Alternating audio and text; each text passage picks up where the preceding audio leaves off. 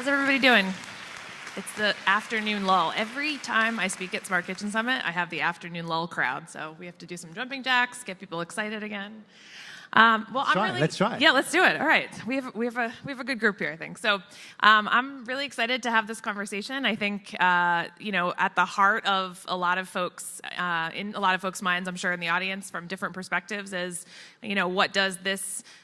what is food tech? What is the smart kitchen? What do these technologies mean to my business? And what are the business model implications going forward? And how is it going to impact us? And I think that Bosch has had a really interesting journey to sort of transform into a digital kitchen brand. So we're going to talk a little bit about that. I'd love to just get a couple minutes of your journey and where you are today and what you do within the organization. Oh, well, thank you very much. Well, actually, it's a journey. We are right at the beginning of that journey. As you all know, we are pretty good in producing and selling appliances. So I think basically 50 million a year worldwide, 80 countries, 15 brands, 750 products sold actively. So this is massive, and this is the core of it. But the question is it enough? It's definitely not enough to prevent that muffins get burned or chicken gets burned. And this is what keeps us awake a little bit.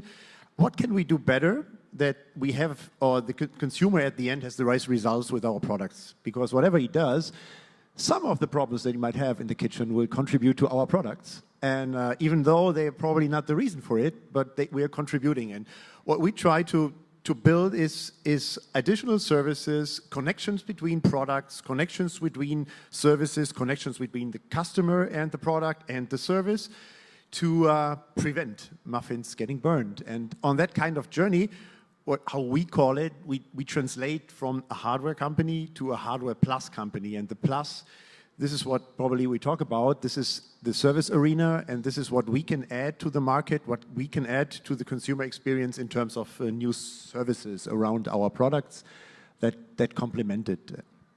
So when we chatted earlier, we had kind of an interesting discussion about, how does a large company transform itself, a large appliance brand? How do you transform yourself? And how do you think about it in terms of internal transformation and external transformation? Because I thought that was sort of a fascinating kind of take on the...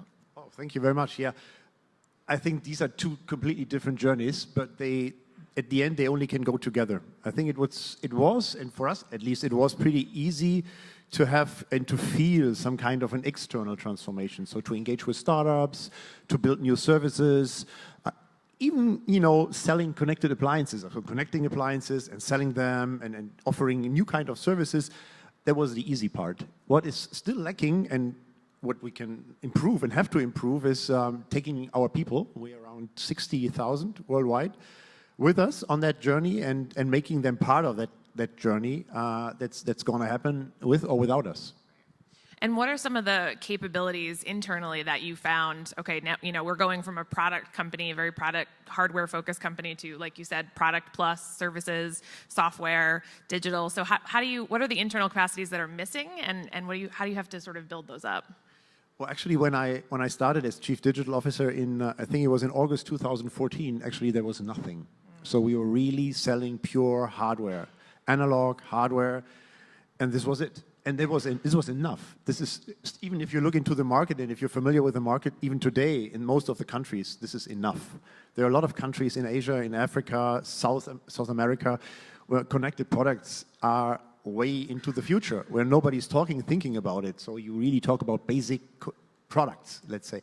And this is good, and we will sell them, no question about it. But there are also other markets where they're heavily in need. So the question for us was how to build that kind of journey towards what we call today our hardware plus picture, kind of. And the first thing that comes to mind after building or formulating that strategy was, what kind of capabilities we can derive from that, or do we need for that? And what we found out, a lot. So just to frame a few, there were a lot of capabilities that were missing on the end consumer part. So you can imagine like marketing, sales, and service were pretty much oriented towards retailers, towards B2B constructs, towards our own key account organization. So end consumer only happens in service, and only in that case that we have a service incident. So all kind of skills and capabilities regarding an end consumer were pretty much missing.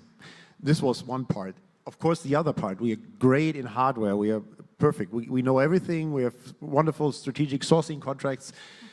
But how to do software in that part? So how to come from hardware, mechanics, electronics to software, and how to make software at least the main part of it, and being hardware just a container for it, and telling the people and transforming that. So imagine, I think there are probably more than 20,000 people working in the production of devices in our company, and how to transform that kind of process of developing a product in the digital arena, adding software to hardware, making software the lead for hardware, making products life cycles at two speeds, software speed and hardware speed. You can imagine what kind of skills are heavily needed.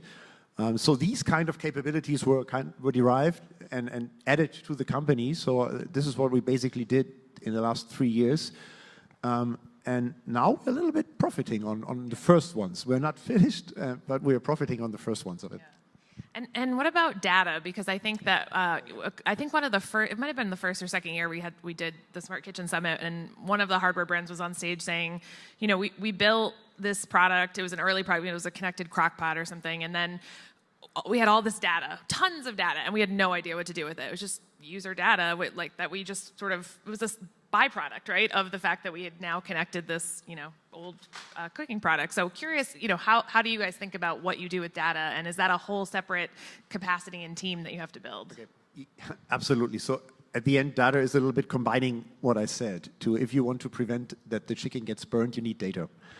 And you need data for a lot of reasons. At the beginning, we didn't have any data. We have just data stored in the device for customer service purposes to read that out if they want to repair it. So for that kind of reasons, you have data at the beginning. And of course, we changed that over time. So we really put in sensors. We made data readable. So we try to understand what kind of data can fly out. We try to get data earlier out, so we're making more like a real-time data flow, and also interactive to interact with the data you get with the end consumer on that part. So data is basically the basic capability, I would say, and we built it. I think it took us a year, and we finished the journey, I think, mid of last year. So we have to start from scratch, right? So there was nothing, there was no big data infrastructure. And if you imagine that we're selling our stuff in 88 countries and not everybody is giving out data country-wise, it's not just one infrastructure, it has a lot of layers. So it's a pretty complex stuff. But yeah, we managed, and you know, now we're loving it because we're learning so much about our products, how people are using our products, how many people are using the products, at what times they're using the products, how often they open the fridges. Like these kind of is wonderful and valuable for production, for the guys who are developing products, but also the customer feedback we get in social media, not to forget. I mean, if you get a shitstorm after selling the device for 1 month, this is very helpful because you can, you know, improve it. You can improve it, you can react on it, you can pre-install things via our customer service. So all this is data that helps us to be more consumer-centric, to offer really the stuff that the consumer needs at the end. Yeah, to be a more responsive brand. I think that's right. So we recently wrote about this at The Spoon. Bosch, late last year, you acquired a company called Kitchen Stories, and we sort of talked briefly about, you know, that merge and that integration between a traditional hardware company and then a software startup. And I think it's actually something that we've seen quite a bit of in this industry, and whether it's through acquisitions or partnerships, where there's sort of this startup that's focusing on software and using data and sort of building that capability in those platforms. And then you have all of our appliance manufacturers who are interested in those platforms, and maybe they want to build them themselves, or maybe they want to, you know, buy a company. And so, just curious about, you know, how that journey has been, and you know, how you think about that type of integration with a large 60,000 employee company and then a startup. Actually, first of all, it's not an integration. Okay. So it's a capability. Nope. It's a service by itself, gotcha. And it's run separately, and it should be run separately. And whatever we do, we try to make it bigger and make it better. So we don't try to interfere. I think one of the biggest mistakes. So also that, I know, you know, at the end you have to know what you can do as a company and what you can't do. And there are a lot of things that we can do, but there are unfortunately some things we can't do. And a service like Kitchen Stories, as an example, we simply can't do at the time we needed it. When we think about the connected consumer in the kitchen, the recipes, the inspiration that comes via recipes. I mean, we talked a lot about it the last hours. This is a focus point that broadens our proposition in the kitchen, and this is very important. So, I mean, we have a lot of, if you will, partnership models defined for us. So what we have is a Home Connect platform. This is the basic connectivity platform that combines all our appliances worldwide of 15 brands. It's not only Bosch, it's Siemens, it's Daigneault, it's Neff, it's Balay, it's whatever you have. And this is a basis for everything. And onto that, up to that, you can, if you partner with that, you can have like a marketing partnership, which means that we're standing up on stage and saying, hey, end consumer, here's something we can offer to you. But even further, we can talk about, technology partnerships, because we're not the only ones who have good ideas, except probably more are out and having good ideas. So technology partnership is actually something we love to talk about. And at the end, whenever it turns out that this is really big, it can be a strategic partnership. And in the case of Kitchen Stories, there comes the other dimension into play, how to do it. And the one thing is you offer a startup, for example, the chance of being that we are their customer. So this is probably what a big, large corporate can offer to a startup. Let's be their customer, and they will have a good future, I think, if we have a stable relationship. But also the next step can be possible if we see that something might be interesting, but a little bit risky, maybe disruptive for us, and we don't know how things turn out.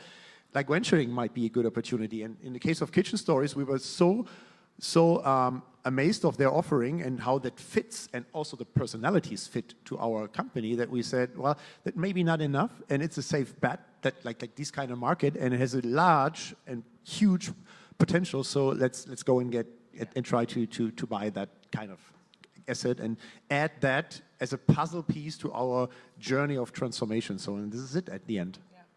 I'm glad you brought up the Home Connect ecosystem, because I wanted to ask you about that. Right. So I think one of the things that we probably don't talk enough about, but we will start to more and more as more folks come online, is this concept of interoperability and platforms and devices and things working together, and how much does that need to happen? And consumers, do they care? No, they just want it to work. But you guys have this API, and you talk about your partnerships, and so how do you balance the need for quality, the need for a positive consumer experience that's associated with your brand and a partner, and the need to say, we want to work with everybody, or we want to try to work with everybody so the consumer doesn't have to choose? Well, actually, there's a conflict. This is obvious. On the one side, you have the perfect consumer experience, and on the other side, you have the special interests of economic building or economic persons and companies.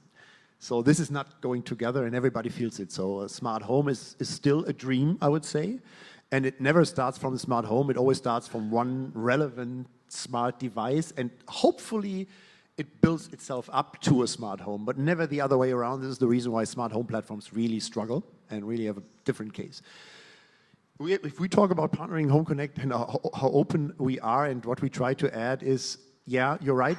We are not talking into the future. We have already like 30 partners, and that works quite well. And what we basically do is learn from each other, what works and what not. So really learning in the consumer space, and also deepen the offering of our partners. For example, the Kitchen Story offering, like connecting to our devices, making the cooking process easier. They couldn't do it by themselves, so we can offer them something that is really, really interesting for us. And ourselves, we don't add that kind of inspiring recipes at all, and having that, wonderful. But also, we have a lot of partnerships which direct us into the home. So not only connect and deepen the user experience, which is, I'm sure, one of the key things, but we have also another part of partnerships that direct us into the home. So connecting with other domains in the kitchen. I mean, the kitchen is the hot stuff. Yeah, it's where the punk goes. But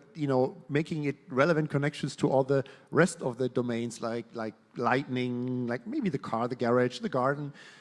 In the sense of what the consumer needs. This is important for us because it drives traffic towards us, that drives traffic towards our platform, and brings the meaning into life. And yeah, you're right. I would agree. We are not at the maximum extent of consumer experience yet, but I think that will turn out, because pretty much today everybody believes that his platform will be the survivor at the end. This is good, because digging gold, everybody thought that he will be the digger of the year. I think this will turn into a few platforms over years, and then we will have interoperability, and with interoperability we will have ecosystems that are really huge, and with these huge ecosystems, I think the end consumer has what he needs, the experience that we need. But I would expect 5 to 10 years. I mean, if you look across the world, China will be quick, will be faster, of course. This will be needed. Yeah, to be honest. Yeah. Well, you know, there's a lot of talk too about the fact that there isn't going to be just one platform for everything, because the use cases are diverse and varied, and as are the people who are, you know, adopting them. So I think that makes a lot of sense.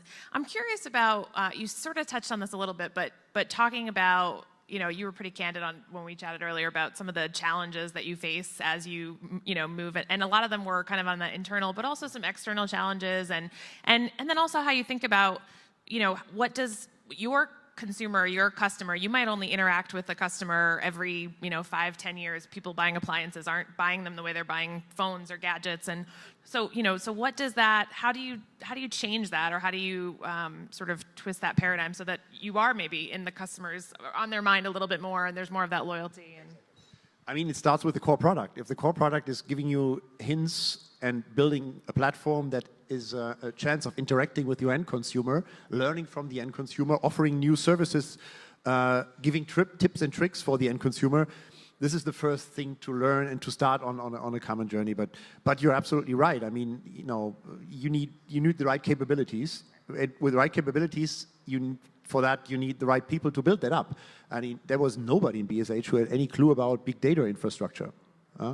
And you know, if you look for somebody who's like a data scientist, I think if you find him, BSH is not the first company that comes up to his mind where he have to engage with. So there's a lot of difficulty in getting onto that journey. Today, I have to tell you, but today it's pretty easy, because we made our way. We can prove the way. We're not talking into reality, we talk out of reality.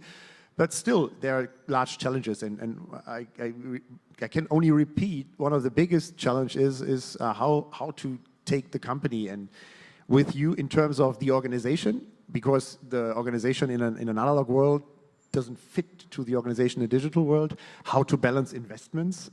I mean, as long as there are markets that are underserved, should you work on the markets that are underserved and invest there, or should you invest in digital? So these kind of questions are daily business for us, and we tackle them as they come up, and also, you know, building up skills. So when we build capabilities, we always build teams that train the organization, so that gather the 5,000 people who work with a content management system, and help them and try to get a feeling how to use it. And this is necessary, because you don't change the organization. So it's a marathon, not a sprint, and there will be more to come, I'm sure. And we're really looking forward to it, because of course, it's a journey, it's fun. If you like to learn, wonderful. Yeah. I would love to open it up to questions before we run out of time, but I don't actually know. We don't have the lovely little catch. Does somebody in the audience have the catch box right now? Somebody hiding it? Oh, it's right there. I see it. Does anyone have any questions? I think we may have just, they're so wowed by your performance that they have nothing exactly to ask. Oh, we have one over here. Thank you very much for that compliment. Could you be so kind as to toss the, I'm going to put it on you, Angela. She's going to pass. She's going to do it safely.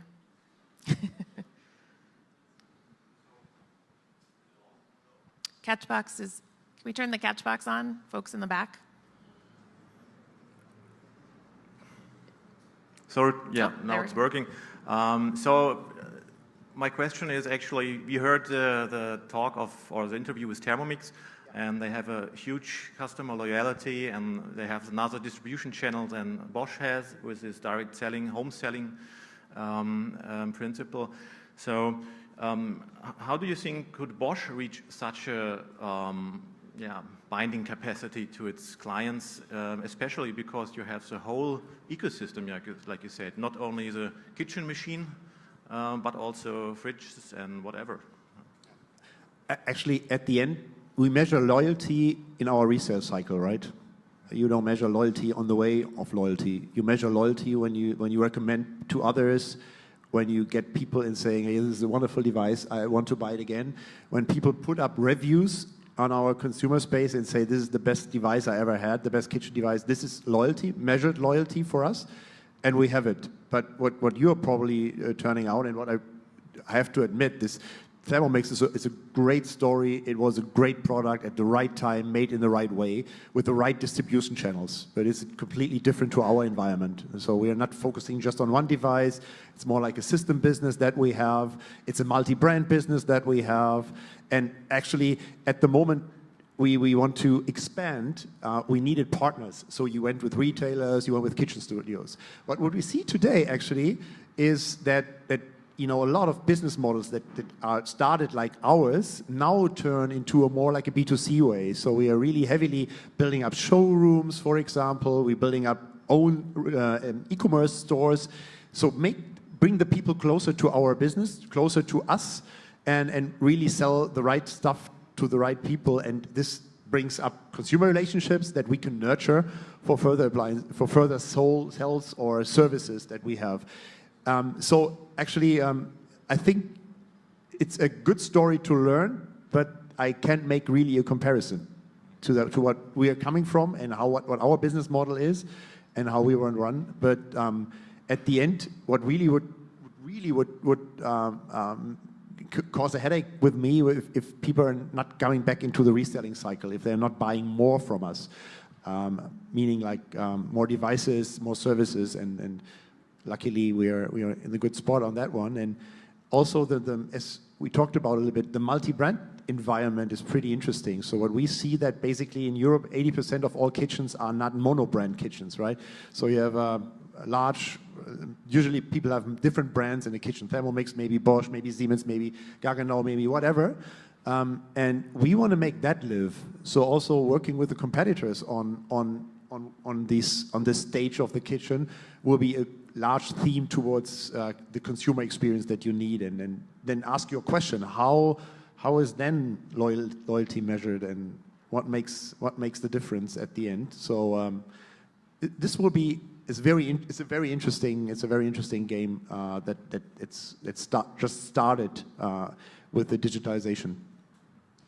It's kind of interesting because, and then we've got to wrap up, but in the kitchen world, it's sort of the folks who've had the loyalty and the people who, people buy appliances based on, this was in my parents' kitchen, or this is a brand I trust. I've had this before. I've always gone and I've bought Electrolux, I've bought Bosch, I've bought Siemens, and they just feel like this is a quality. I've had this for a long time. I'm going to just go to Sears, I'm going to go to Home Depot, and I'm going to buy another one.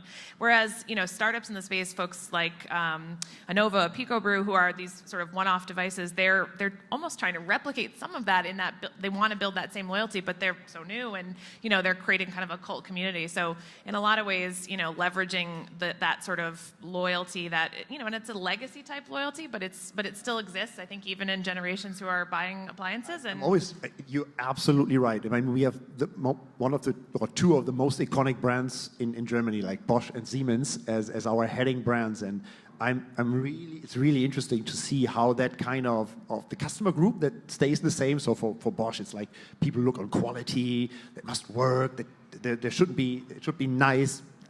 On Siemens, it's more like the technology fraction. So when we started selling connected devices, the Siemens customers were the first, even though we offered it with two brands, the Siemens customers were heavily engaging on that. So you can see really, and this is, as you say, it's like people are 50, people are 40, people are 20.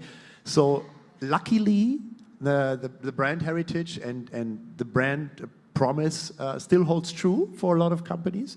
And this is good. This is good. And what helps that Robert Bosch at the one side and Siemens are respectable companies still today. So and this helps us doing our business good. Well, thank you very much. Appreciate your time. Thanks, guys.